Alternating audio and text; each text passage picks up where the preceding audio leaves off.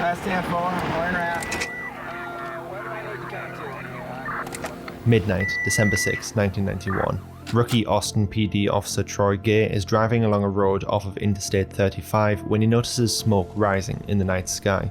He gets out the car and finds a small diner called I Can't Believe It's Yogurt is on fire. Police and fire department responders quickly rush to the scene, and firefighters battled the blaze for hours. But when it was finally extinguished, something was discovered that would horrify everyone beyond all belief. Inside, firefighters found the charred remains of 4 young girls who had been bound in their own clothes and executed, in an incident that, to this day, is regarded as one of Austin's most horrific crimes, and the identity of who killed the girls still remains a mystery. This is the story and everything we know for certain about the yogurt shop murders. On the evening of December 6th, 15-year-old Sarah Harbison and her friend, 13-year-old Amy Ayers, wanted to go to the popular North Cross Mall in northern Austin.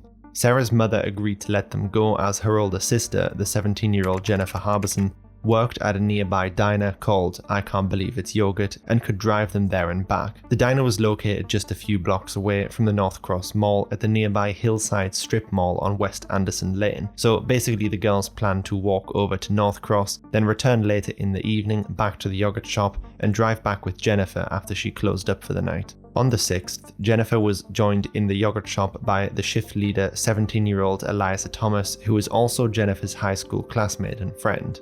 The 2 younger girls, Sarah and Amy, spent the night together at the mall and at some point made their way back to the diner, which we know is at least by 9:45 as Maria Thomas, Eliza's mother, visited them and reported seeing all 4 girls in the store together. For most of the evening, the shift had progressed just like any other, until around about 10 p.m. in the evening. Former police officer Dale Croft visited the store at 10 p.m. to get some yogurt for him and his friends, but immediately upon entering the store, his police instincts kicked in and something felt off. There was a man in the store ahead of Croft, wearing a military fatigue-style jacket, loitering in the line and ushering other customers to order before him. It looked like he was stalling for time.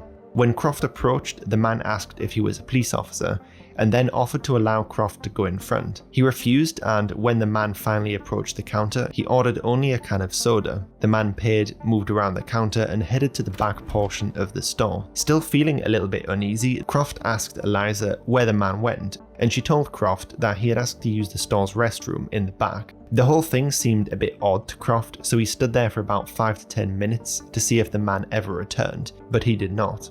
And as his yogurt had started melting, Croft left the store. He wasn't the only one who felt put off by a fellow customer that night. Later in the evening, a married couple was sitting down at the table. The woman, Lucella Jones, sat facing the store's window, but her attention was repeatedly drawn to 2 men behind her at a booth near the counter. Watching the men through the reflection in the store's glass front, she felt that those 2 men were acting suspiciously.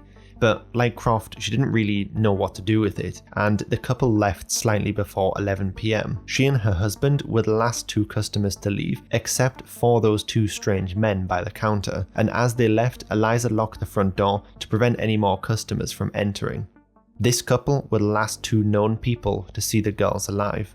Sometime between 11 and 11:40, it is believed 2 men pulled out guns on the girls. The cash register was emptied of contents and the girls were marched to the back office and stripped entirely of their clothing. They were then bound with articles of their clothing. The older girls, Eliza and Sarah's hands, were bound behind their backs and they were gagged. Jennifer's hands were found behind her back as if they had been tied, but no binding was recovered and she had a ligature around her neck. Similarly, Amy had also been manually strangled with a ligature, but not fatally. A blouse tied into a knot was located beneath her body, implying that had also been used to bind her. Evidence indicated she had been raped, and at least one of the other girls had been sexually assaulted. It's believed that Sarah, Jennifer and Eliza were executed by one man carrying a .22 caliber pistol with a shot to the back of the head, killing them instantly. Amy, however, survived the first shot from the .22 as the bullet failed to penetrate through her skull, and she was shot, believed, by the second man with the .380 pistol for a second time in the head, killing her instantly. At least 3 of the bodies were then stacked on top of each other. The criminals then doused paper plates and napkins in lighter fluid, which they ignited, setting the storerooms and much of the building on fire. As the back door was found unlocked, and the store manager attested it always remained locked, it's assumed that the men had used it to exit and flee the scene that way. Shortly before midnight at 11:47, the fire was discovered by Officer Gay, and by 11:53, the first fire truck from the AFD had arrived on scene. Jennifer's watch displayed its last time at 11:48, by then the fire getting hot enough to destroy its internal mechanism. Sergeant John Jones was head of the APD's very small homicide unit, who coincidentally was on patrol that night, riding with a local news crew working on a feature actually about homicide across Texas, and he rushed to the scene. After the gruesome discovery of the 4 bodies, he was assigned as the lead investigator and immediately began working the case. Knowing this was a scene far in excess of what the APD usually dealt with, Jones enlisted the help of various agencies pretty quickly, including the ATF, FBI, Sheriff's Office, and the Texas Department of Safety, who at the time handled serious crime scene investigation for the APD in Texas. It was immediately obvious the investigators would face significant difficulties. The fire had damaged or destroyed a large volume of usable evidence. It burned so hot that a metal ladder affixed to the wall outside the back of the building had melted. Furthermore, no less than 16 firefighters had entered the building while tackling the fire, all trudging through 4 inches of water, further damaging and displacing evidence.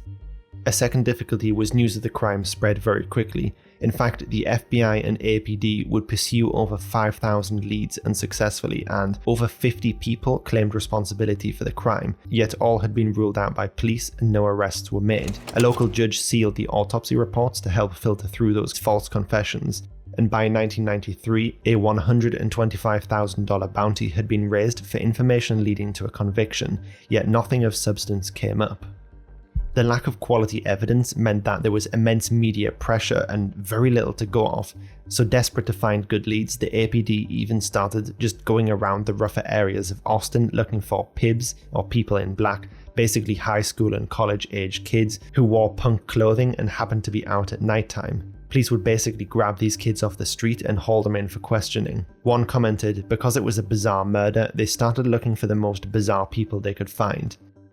Case in point, at one stage the investigation focused on a local woman named Claire LeVay, whose only connection to the crime was that she called herself a witch, and witches are spooky. The APD raided her house, finding it full of skull and bones, which turned out to be either clay or from animal carcasses, and it turned out she was just a bit eccentric. Unfortunately for the APD, that's not really a crime. This whole line of investigation probably did more to damage the case than help it. There was nothing satanic about the yogurt shop case originally, but rumours quickly circulated about pentagrams and links to the occult that had led the police to target the city's underworld, none of which was the case, but it became a self-reinforcing issue that sensationalised the murders even further, because why would the APD bother looking for the occult if it wasn't connected to the occult?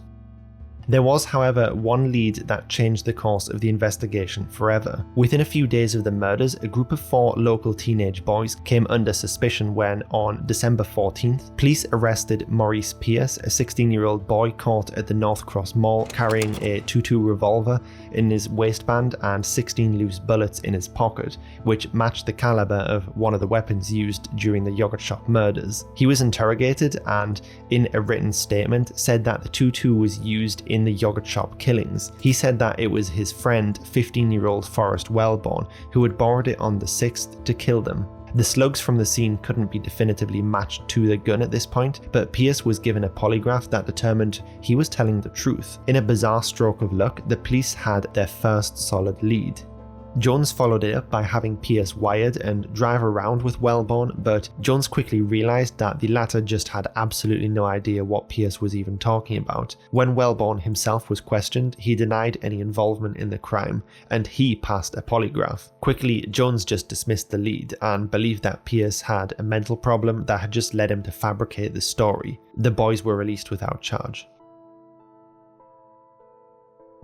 At this point, if it's your first time hearing about the yogurt shop murders, you're probably wondering why I called this lead so important, and that's because this is where the case becomes very controversial. As of 1991, the case just went cold, and in 1993, Sergeant Jones was removed from his position as lead investigator and promoted away from homicide into the assaults division in what was basically an upward firing. Although in some interviews he said this was a mutual decision, he's also called it a slap in the face, and it seems to me that the APD, frustrated by the lack of progress, basically just got rid of Jones. I don't really think it's fair to say he impeded the investigation in any way. Around this point in history, Austin was transforming from a small town into a large modern city. Since the 1970s, Austin's population had increased by about 160,000 people, but the APD had the same number of criminal investigators that it did over 2 decades earlier. They were understaffed and undertrained. There was big pressure to improve their image, and the lack of progress in one of Austin's worst ever crimes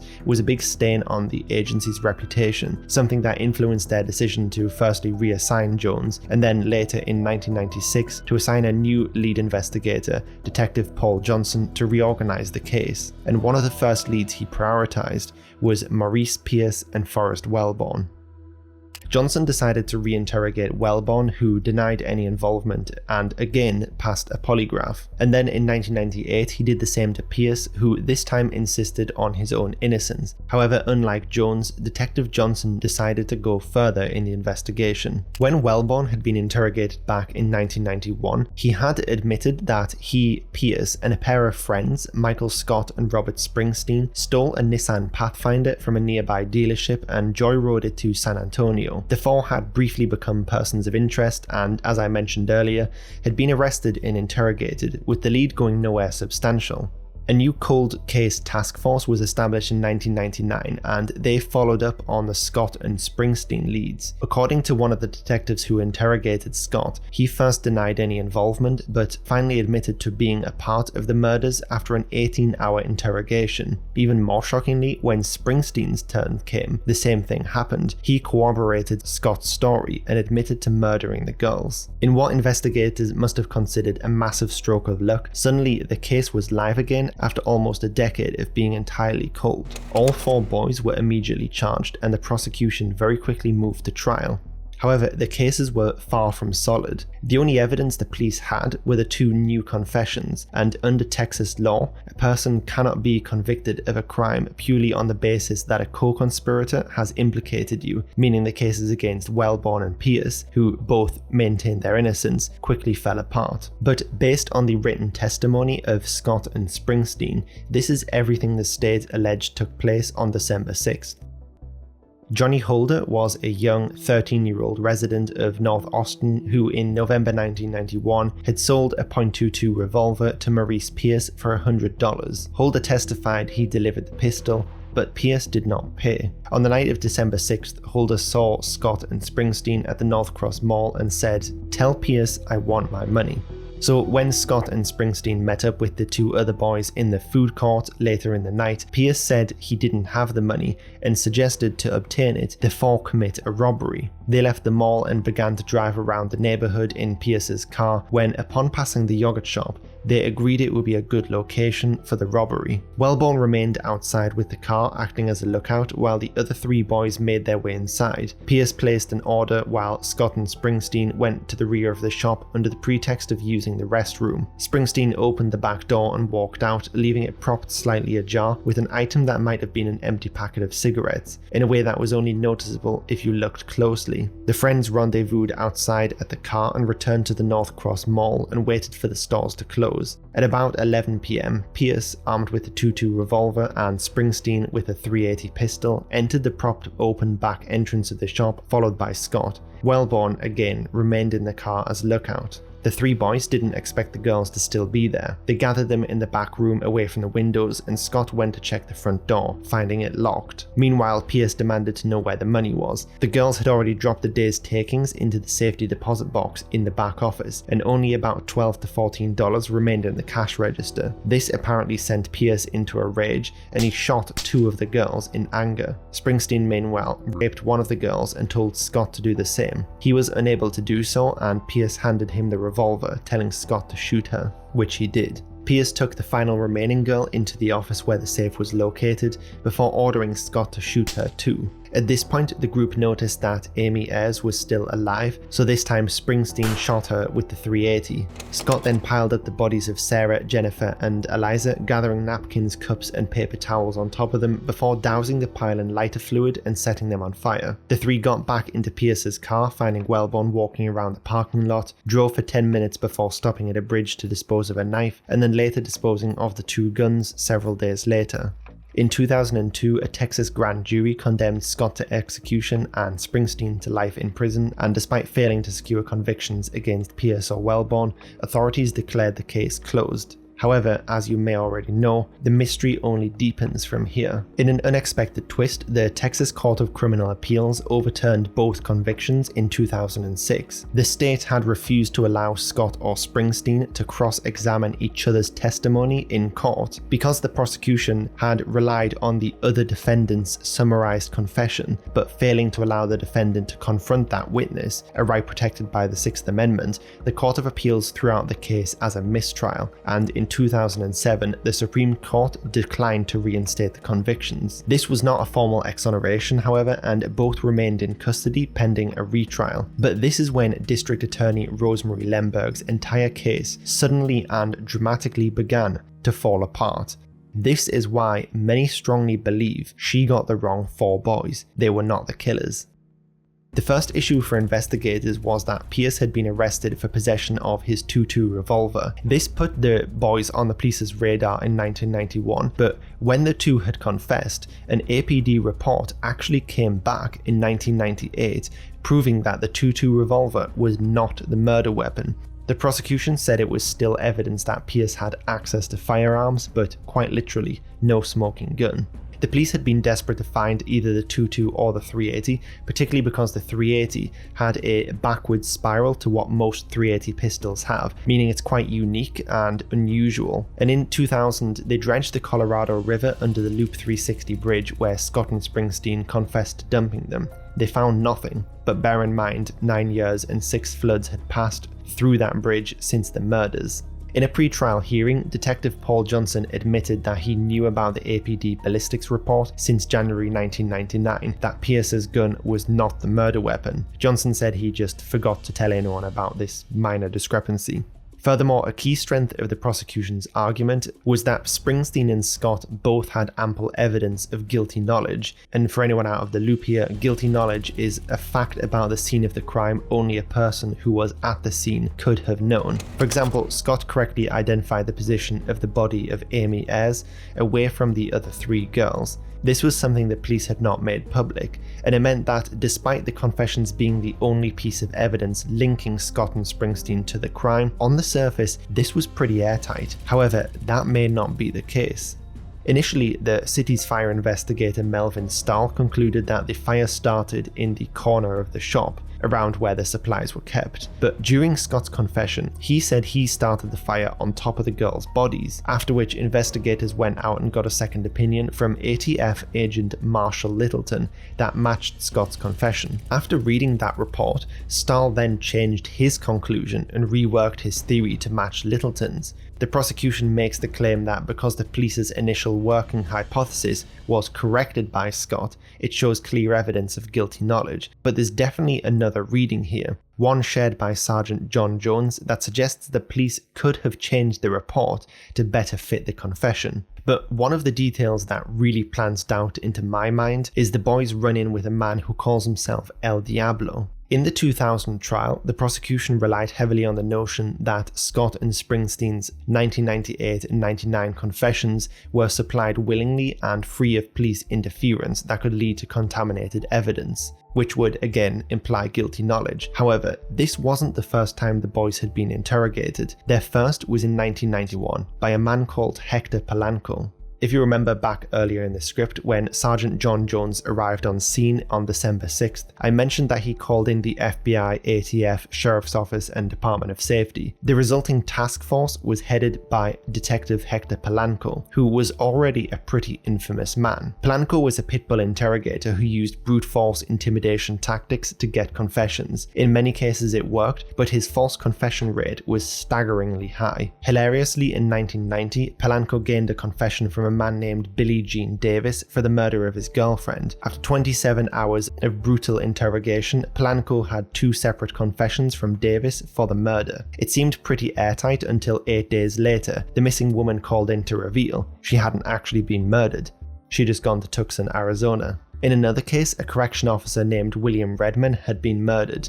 Polanco was convinced John Salazar was the murderer in question and got a signed confession after interrogating him. However, in the same building, just 15 minutes earlier, 2 other detectives had obtained a confession from the actual killer, backed up by evidence at trial. In an attempt to cover up the embarrassment, Polanco denied ever taking the confession, which later got revealed and resulted in his suspension and firing from the APD. A large body of evidence exists that on different occasions Polanco threatened interviewees with lethal injection, that they would be raped, he'd personally raped their family members, and a pattern of false confessions emerged over the years. In fact, Polanco was kicked off the yogurt shop task force because he elicited false confessions from 2 earlier suspects, Tony Bell and Alex Briones. Bell was later interviewed by an FBI agent and revealed he only confessed because Polanco threatened him, including that he'd have his sister raped. They had him take a polygraph and it failed. Quickly, his entire confession just unraveled,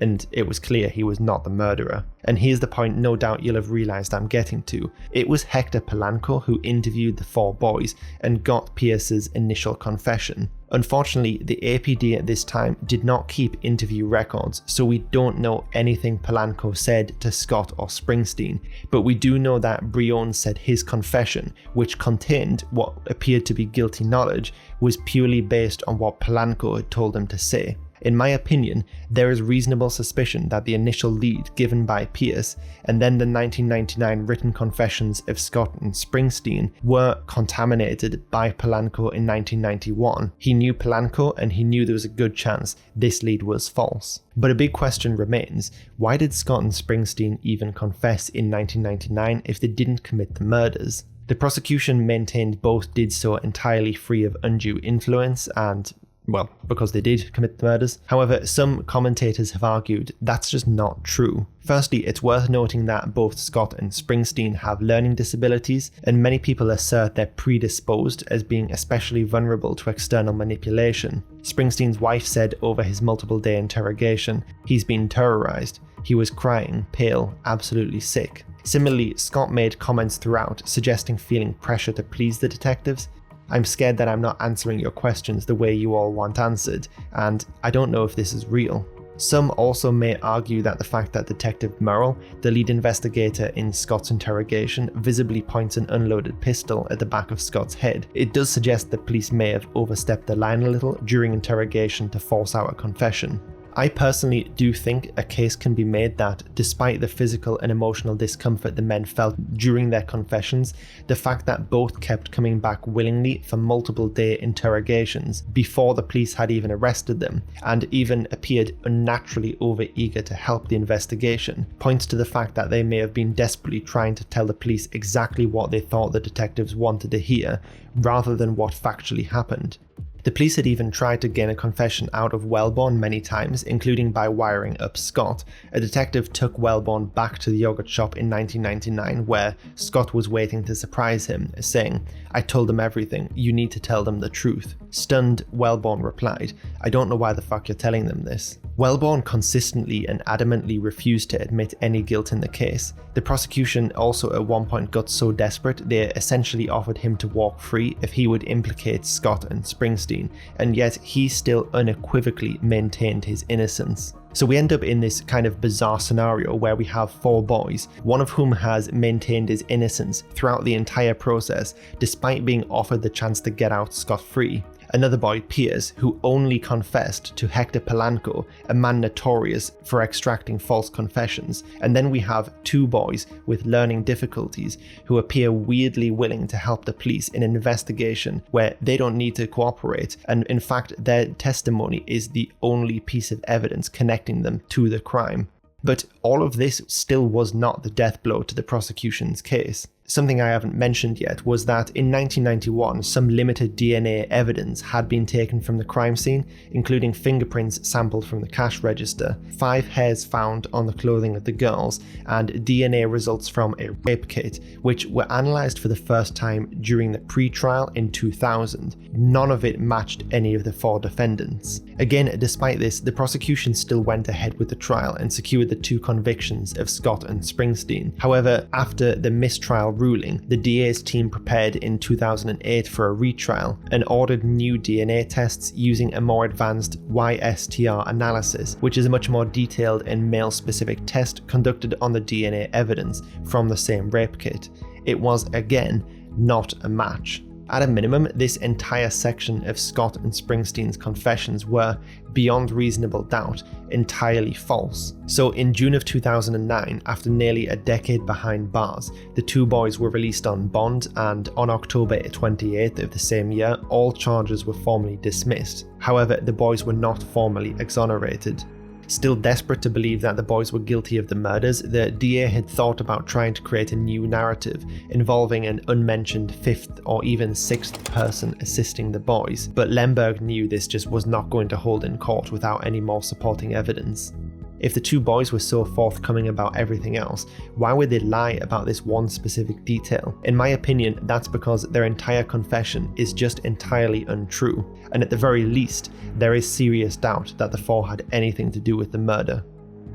The boys never fully matched the FBI's criminal profiling. Sergeant Jones himself noted that they were not particularly well built, intelligent, or imposing, and in all likelihood the girls would have had a good chance against them. In fact, the owner of the store next door to the yogurt shop heard no commotion except for several popping noises, which lawyers assume was the gunfire, suggesting there was no significant struggle, likely because the perpetrator was sufficiently intimidating to the girls to entirely prevent them from attempting to fight back. The FBI report also suggests that the perpetrator is the type of criminal who looks for victims significantly weaker than himself and is someone with a detailed criminal history. Several of the investigators did comment throughout that the gruesome and thorough nature of the crime does point towards an experienced, harder, and frankly sadistic criminal, rather than 4 teenage boys in a robbery gone wrong. Though they had minor run-ins with the priest previously, it was nothing close to the caliber of executing 4 girls in cold blood. And although this is 8 years after the incident, the retired police officer Derl Croft I mentioned at the start of the story, who potentially had an encounter with the criminal, described the man as about 6 feet tall, mid to late 20s with a clear, deep voice and medium build. He did not positively identify any of the 4 boys in the lineups he was shown. On December 23, 2019, Maurice Pierce died when an Austin police officer pulled Pierce over for a traffic stop. He attempted to flee and then attack the arresting officer with a knife. The officer then shot and killed Pierce. In 2017, there was brief excitement over a DNA match from the scene to a man known to the FBI's database. Initially, the FBI could not provide the sample for testing, citing privacy concerns, but after significant lobbying from various people, this man was tested and the lead unfortunately turned out to be a dead end. After proper sampling, the man just did not match the DNA sample. In 2021, a 30-year anniversary vigil was held in honor of the girls, and a plaque was unveiled as a permanent reminder of the lives lost. And in February 2022, investigators have been claiming that further advances in DNA technology are bringing them closer to solving the case, in language that, in my opinion, suggests that finally investigators are shifting their focus away from the 4 boys. As of writing this video, the case remains unsolved and officially open, and hopefully at some point the families will get the closure they deserve. This was the first time I've tried to cover a true crime case, and I hope you found it compelling. Any inaccuracies I find after publishing will be listed below. Be sure to like and subscribe before leaving, and if you enjoyed the video, I'd recommend either my Mossdale Caverns or Galveston Storm videos for a similar watch. Goodbye everyone.